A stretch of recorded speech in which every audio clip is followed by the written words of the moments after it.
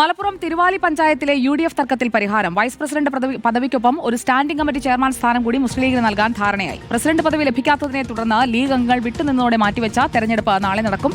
അർച്ചന രവീന്ദ്രൻ നമുക്കൊപ്പം. അർച്ചന, ഒടുവിൽ തർക്കത്തിന് എന്താണ് പരിഹാര ഫോർമുല?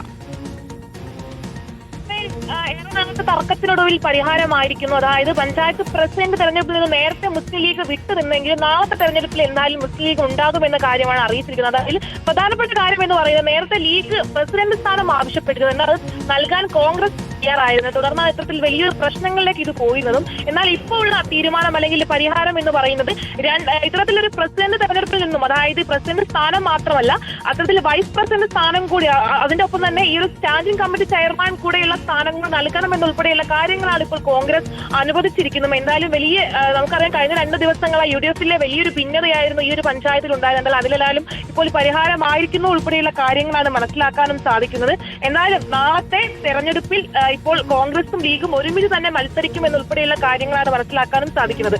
സുജയ, വിവരങ്ങൾ നൽകിയത് അർച്ചന രവീന്ദ്രനാണ്.